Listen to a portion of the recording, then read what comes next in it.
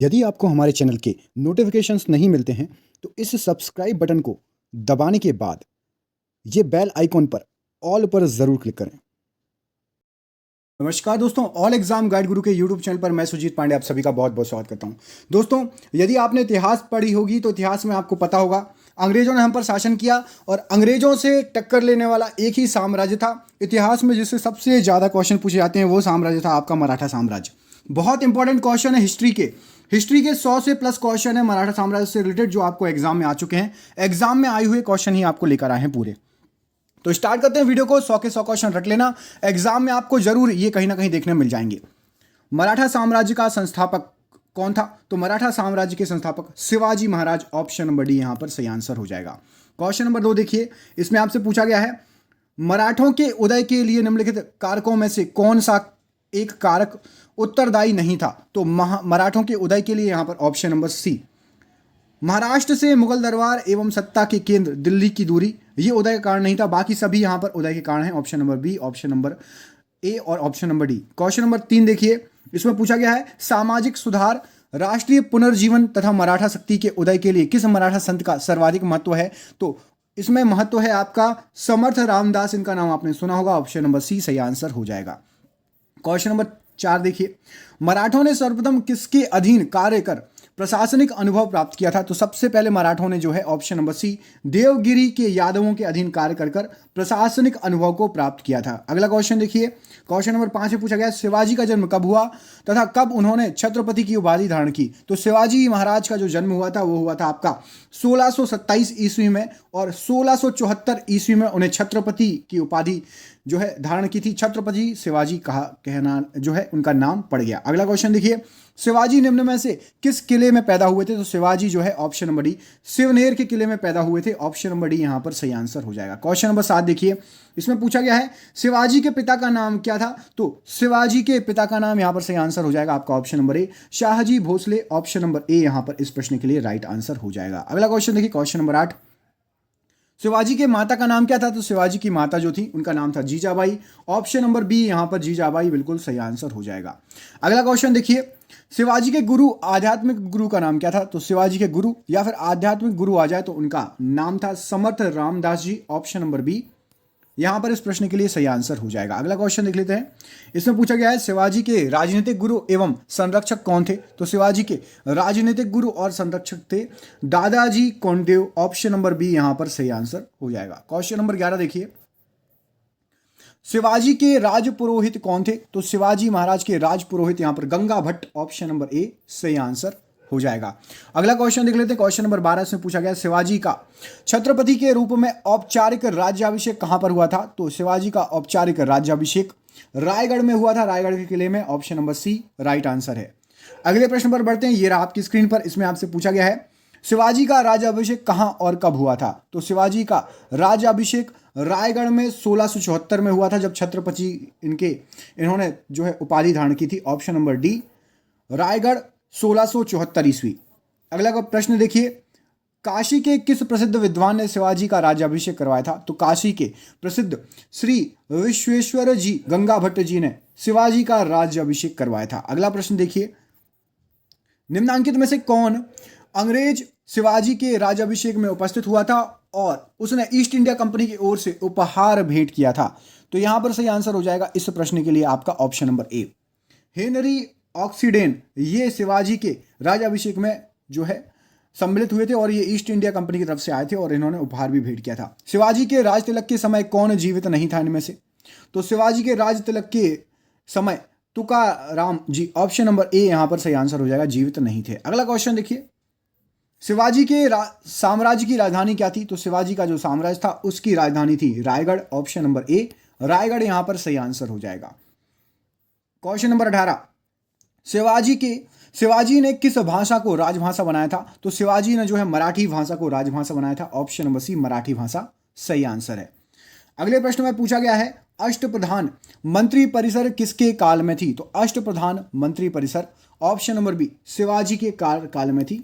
सही आंसर हो जाएगा ऑप्शन नंबर बी। अगले प्रश्न पर बढ़ते हैं, ये रहा आपकी स्क्रीन पर। शिवाजी के प्रशासन में पेशवा कहा जाता था? तो पेशवा कहा जाता था ऑप्शन नंबर सी प्रधानमंत्री को पेशवा कहा जाता था, याद रखिएगा।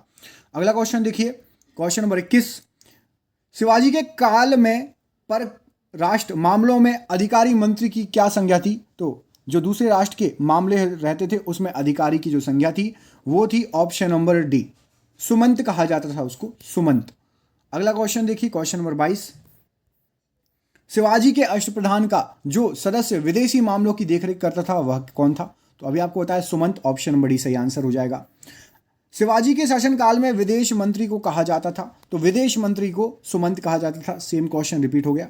शिवाजी के शासनकाल में वित्त मंत्री को क्या कहा जाता था? तो वित्त मंत्री को ऑप्शन नंबर डी अमात्य कहा जाता था, वित्त मंत्री को अमात्य।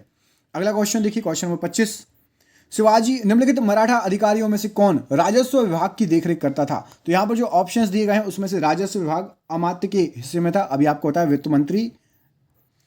अमात्य जो शिवाजी के अष्टप्रधान का एक सदस्य था, निम्नलिखित में से किस एक का अधिकारी था? तो अमात्य जो है आपका आय व्यय का हिसाब रखता था। ऑप्शन नंबर यहां पर भी सही आंसर हो जाएगा अमात्य के लिए। अगला क्वेश्चन देखिए, ये सभी क्वेश्चन बार बार घुमा घुमा के आए एग्जाम में, आप देख लो। एक ही क्वेश्चन को 3 प्रकार से पूछा गया है जो कि आपको आगे भी पूछ सकते हैं। मराठों के अंतर्गत गांवों में भू राजस्व वसूलने का जिम्मा किसको था? तो भू राजस्व वसूलते थे, ऑप्शन नंबर बी पटेल। भू राजस्व जो है पटेल द्वारा वसूला जाता था। अगला क्वेश्चन देखिए, निम्नलिखित में से कौन एक अधिकारी शिवाजी के नागरिक प्रशासन में अष्टप्रधान के अंतर्गत नहीं था? तो अष्टप्रधान के अंतर्गत यहां पर ऑप्शन नंबर डी। देखिए, मजुमदार भी होते थे, पेशवा भी, सुमंत भी। कोतवाल नहीं था अष्टप्रधान में, कोतवाल नहीं आते थे। 8 उन्होंने मुख्य जो पद जो चिन्हित किए थे ना, वो पूरे 8 के 8 आपको याद होना चाहिए, पूछा जाता है एग्जाम में।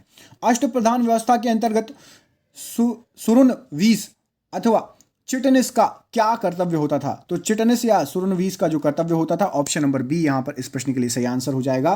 वह शासक को पत्र व्यवहार में मदद करता था। Option number B right answer है। अगला क्वेश्चन देख लीजिए, मराठा सेना में जो है वरगीर क्या था? तो वरगीर जो होता था मराठा सेना में, ऑप्शन नंबर सी घुड़सवार को वरगीर कहा जाता था, याद रखिएगा। अगला क्वेश्चन देख लेते हैं, ये रहा आपकी स्क्रीन पर। शिवाजी की शाही अश्व सेना को क्या कहते थे? तो शिवाजी की जो शाही अश्व सेना थी उसको वरगीर ही कहा जाता था। ऑप्शन नंबर ए वरगीर सही आंसर है। अगला प्रश्न देखिए, निम्नलिखित में से किसके अधीन मराठा घुड़सवार सेना की 25 घुड़सवारों वाली सबसे छोटी इकाई थी? तो सबसे छोटी इकाई हवलदार के पास होती थी, ऑप्शन नंबर ए, जिसमें 25 घुड़सवार होते थे। ठीक है। क्वेश्चन नंबर 33 देखिए, शिवाजी की घुड़सवार सेना में सबसे नीचे की श्रेणी का अधिकारी कौन था? तो सबसे नीचे का जो श्रेणी का अधिकारी था उसका नाम था आपका हवलदार। अभी बताया, 25 घोड़ों के साथ हवलदार सबसे नीचे का अधिकारी। शिवाजी की पैदल सेना या मराठा पैदल सेना में सबसे नीचे की श्रेणी का अधिकारी कौन था? तो पैदल सेना में जो सबसे नीचे था उसका नाम था नायक, ऑप्शन नंबर डी। नायक अधिकारी होता था पैदल सेना का सबसे निचला। शिवाजी ने मजबूत नौसेना का गठन किया। शिवाजी का सर्वप्रथम नौसैनिक बेड़ा कहाँ स्थापित था? तो शिवाजी का सबसे पहला नौसैनिक जो बेड़ा था वो स्थापित था आपका ऑप्शन नंबर बी कोलाबा में। ऑप्शन नंबर बी यहां पर सही आंसर हो जाएगा। अगला क्वेश्चन देखिए, पागा क्या था? तो जो पागा, ऑप्शन नंबर पागा, नियमित सेना को पागा कहा जाता था। ऑप्शन नंबर यहां पर डी इस प्रश्न के लिए पागा के लिए सही आंसर हो जाएगा। अगला क्वेश्चन देखिए, क्वेश्चन नंबर 37, शिवाजी के समय सरनोबात का पद संबंधित था। तो सरनोबात का जो पद था वो ऑप्शन नंबर डी सैन्य प्रशासन से संबंधित था। ऑप्शन नंबर डी यहां पर सही आंसर हो जाएगा। क्वेश्चन नंबर 38 देखिए, बखर क्या है? तो बखर जो है आपका ये ऑप्शन नंबर सी इतिहास रचना के साधन बखर कहलाते थे। सही आंसर हो जाएगा यहां पर इस प्रश्न के लिए। क्वेश्चन नंबर 39 देखिए, मोकासा क्या होता है? तो मोकासा यहां पर जागीर को मोकासा कहा जाता था। ऑप्शन नंबर बी जागीर मतलब मोकासा। अगला क्वेश्चन देखिए, क्वेश्चन नंबर 40, मोकासा शब्द का अर्थ क्या था? तो अभी आपको बता दिया, मोकासा शब्द का अर्थ नगद वेतन के बदले दिया गया भूमि अनुदान या फिर जागीर मोकासा शब्द का अर्थ था, याद रखिएगा। अगला क्वेश्चन देखिए, क्वेश्चन नंबर 41, सर ए नौबत का अर्थ क्या था? तो सर ए नौबत का अर्थ यहां पर ऑप्शन नंबर बी आपका सेनापति को सर ए नौबत कहा जाता था। राइट आंसर हो जाएगा। क्वेश्चन नंबर देखिए 42, इसमें आपसे पूछा गया है मराठों के साथ होने वाली किस संधि को वॉरेन हेस्टिंग कागज का टुकड़ा मात्र मानता था? तो मराठों के साथ जो संधि हुई थी आपकी पुरंदर की संधि, उसको वॉरेन हेस्टिंग ने कागज का टुकड़ा मात्र बोल दिया था। ऑप्शन नंबर डी यहां पर सही आंसर हो जाएगा इस प्रश्न के लिए। क्वेश्चन नंबर 43, 1665 ईस्वी में शिवाजी ने किस मुगल सेना नायक के साथ प्रसिद्ध पुरंदर की संधि पर हस्ताक्षर किए थे? तो पुरंदर की संधि पर हस्ताक्षर किए थे ऑप्शन नंबर ए, जय सिंह और शिवाजी के बीच में जो है ये संधि पर हस्ताक्षर हुए थे, याद रखिएगा। अगला क्वेश्चन देख लेते हैं। वर्ष 1965 में पुरंदर की संधि का प्रत्यक्ष उद्देश्य क्या था? तो पुरंदर की संधि का जो उद्देश्य था वो था शिवाजी और बीजापुर के सुल्तान के बीच विवाद को बोना। ऑप्शन नंबर बी, मतलब इन दोनों के बीच में, बीजापुर और शिवाजी के बीच में विवाद बढ़ाना। अगला क्वेश्चन देखिए, क्वेश्चन नंबर 45, पुरंदर के युद्ध में शिवाजी ने आत्मसमर्पण किस किले में किया था? तो शिवाजी ने आत्मसमर्पण किया था पुरंदर के किले में। ऑप्शन नंबर बी यहां पर सही आंसर हो जाएगा इस क्वेश्चन का। क्वेश्चन नंबर 46 देखिए, शिवाजी ने मुगलों को अपना 3/4 राज्य किस संधि के द्वारा दिया था? तो मुगलों को 3/4 राज्य दिया था पुरंदर की संधि के तहत। ऑप्शन नंबर ए यहां पर सही आंसर हो जाएगा। क्वेश्चन नंबर 47 देखिए, शिवाजी ने मुगलों को किस संधि के द्वारा किलों को हस्तांतरित किया था? तो ये संधि थी आपकी पुरंदर की संधि, इसमें किले दे दिए गए थे, हस्तांतरित कर दिए गए थे मुगलों को। क्वेश्चन नंबर 48 देखिए, पुरंदर की संधि 1665 ईस्वी की निम्नलिखित शर्तों में से कौन सा एक शर्त सही नहीं है? तो यहां पर आपका ऑप्शन नंबर डी सही नहीं है, बाकी सभी सही हैं। देखिए, शिवाजी ने अपने पुत्र संभाजी को मुगल बादशाह औरंगजेब के सेवा में भेजना स्वीकार कर लिया था। शिवाजी ने 35 में से 23 किले मुगलों को समर्पित कर दिए थे। संभाजी ने 5000 मनसब प्रदान किए थे। ये सभी सही हैं। लास्ट वाला ऑप्शन सही नहीं है कि शिवाजी ने यह अपेक्षा नहीं की थी कि वह मुगल सेनापतियों को बीजापुर अभियानों में सहायता प्रदान करेंगे, ये गलत है। शिवाजी ने मुगलों को किस युद्ध में हराया था? तो शिवाजी ने मुगलों को हराया था, आपका ऑप्शन नंबर सी, सलहार के युद्ध में हराया था। और ये रहा आपका 50वां क्वेश्चन। दोस्तों, वीडियो 10 मिनट से ज़्यादा लंबा हो रहा है, आप लोग देखते नहीं हो। यदि मैं आधे घंटे का बना दूंगा तो आप लोग बोलते हो सर वीडियो लंबा कर दिया है, इसलिए इसको बाकी जो 50 क्वेश्चन और बचे इसको पार्ट 2 में ला देंगे। निम्नलिखित में से कौन सा पहला किला था जिसे शिवाजी ने जीता? तो सबसे पहला किला तोरण का किला था, जिसको शिवाजी ने जीत लिया था। आपके लिए सरप्राइज क्वेश्चन है, इसका आंसर आपको अगले वीडियो में पता चलेगा। गोरिल्ला युद्ध पर पथ प्रदर्शक निम्नलिखित में से कौन था? बताइए, गोरिल्ला युद्ध पर पथ प्रदर्शक कौन था? इस क्वेश्चन का आंसर कमेंट बॉक्स में कमेंट करके बताइए। पार्ट 2 जिसको चाहिए फटाक से लिख दीजिए, अगली वीडियो में आपको इसका पार्ट 2 मिल जाएगा, ठीक है। क्वेश्चन यदि अच्छे लग रहे हैं, हिस्ट्री आपको पढ़ना अच्छा लगता है तो जरूर कमेंट बॉक्स में कमेंट करके बताइए। मिलते हैं अगले वीडियो में, इस क्वेश्चन का आंसर कमेंट बॉक्स में कमेंट करके बताइए। बहुत बहुत धन्यवाद दोस्तों, आपका दिन शुभ हो। बहुत बहुत धन्यवाद।